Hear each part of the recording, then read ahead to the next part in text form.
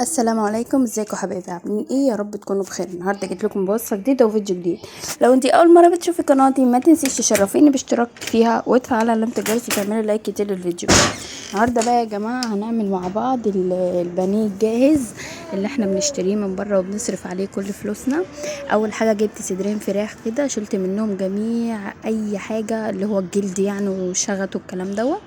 قطعتهم صغير وفرمتهم في الكبة ونزلت عليهم بمعلقتين كبار بابريكا سوري لبن بودرة، وحطيت كمان عليهم معلقتين كبار فيجيتار. الفيجيتار ده بجيبه من عند العطار جاهز يعني، وحطيت عليهم بقى بابريكا والكلام دوت بقى، ورشة بابريكا صغيرة وملح وفلفل اسمر تبلتها يعني. وجبت هنا طبق فيه حبة مية وبديت ان انا اشكل.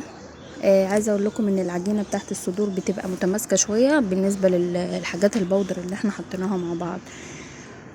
تمام، هبتدي كده اشكل بقى البانيه اللي هو جاهز. انا بعمله زي بتاع بره بالظبط يا جماعه، طعمه وشكله يعني انتوا شايفين معايا. انا بعمل المثلث زي بتاع بره بالظبط، شايفين؟ تفضلي بقى تسوي فيه وتشكلي فيه لغايه ما ايه، ما يبقى زي بتاع بره بالظبط. تمام كده.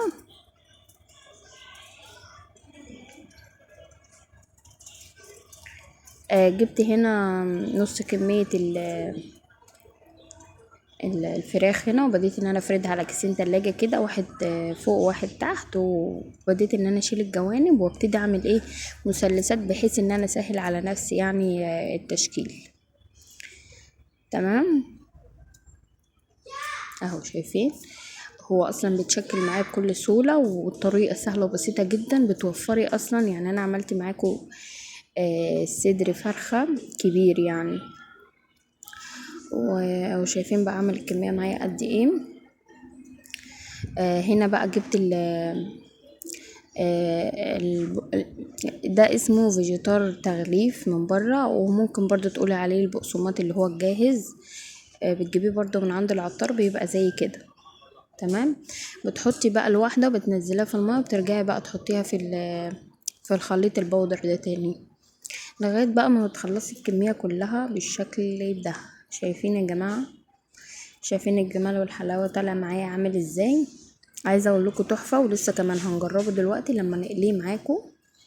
هنحمر منه كام واحده كده علشان نشوف الجوده بتاعته عامله ازاي.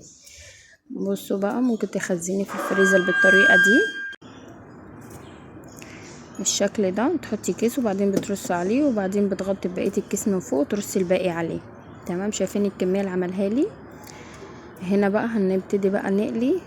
هننزل كده في زيت سخن، وهو بيحمر بسرعة يعني، بياخد اللون الذهبي من تحت بسرعة اهو.